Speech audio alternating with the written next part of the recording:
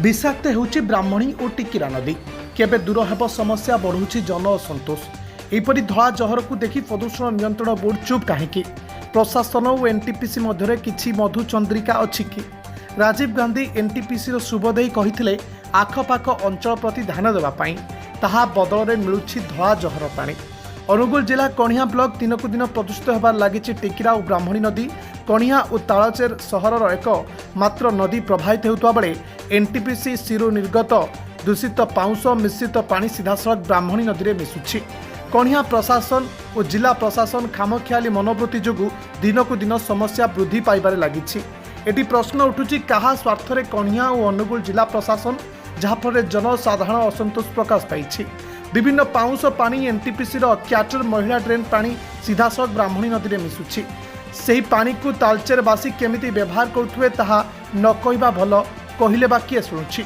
अपरपक्षे नीतिदिनिया स्नान शौच और अधिकांश लोके पीवा पानी पाई निर्भर करुछंती। टिकिरा नदी और ब्राह्मणी नदी पानी को व्यवहार करी नानादी रोगर शिकार हेउतबा मध्य देखिबाकु मिलिछि।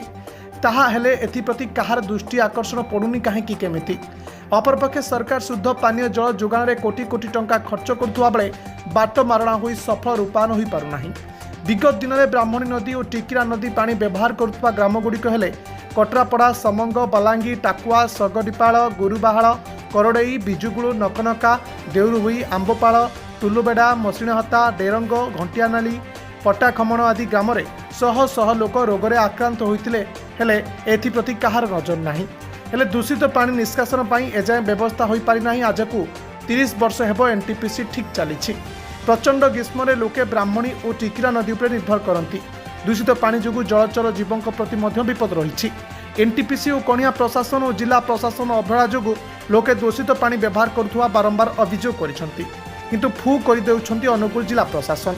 कणिया और तालचेरवासी स्वस्थ जीवन पर ब्राह्मणी नदी और टिकिरा नदी को स्वच्छ रखा निमंते उचित पदक्षेप सह व्यवस्था करने को तालचेर विधायक ब्रजकिशोर प्रधान बारंबार दाबी करिसेंति।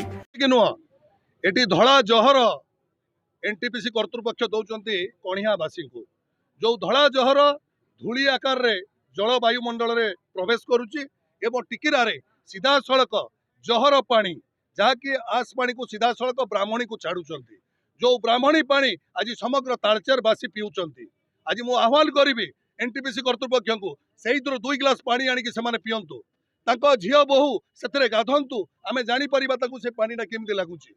से पानी फिल्टर करेंगे ब्राह्मणी से पानी को यूज करेंगे एवं तांको लाट्रिन पानी मध्य आज दिन में एनटीपीसी जो लाट्रिन पानी आज कॉलोनी जेते रहउचंती समस्त लाट्रिन पानी मध्य ब्राह्मणी को छड़ा जाउची। एभली कोनोसी देश रे हुए नाही, केवल तालचेर रहउची। अत्यंत दुर्भाग्यजनक। एटी कोनोसी प्रकार केंद्र सरकार कर ये राष्ट्रायत्त उद्योग एटी एभली भाव में तालचेरवासी को उपेक्षित करुचंती। सीएसआर काम कथा कहते बारंबार पाउंस पानी धला जहर टिकिरा और ब्राह्मणी नदी में माड़ी चली। 30 वर्ष है एनटीपीसी किंतु सठिक चली।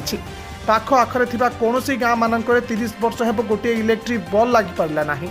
आखपाख अंचल कोनोसी गाँ मानक गोटे भी पक्का रास्ता नाही।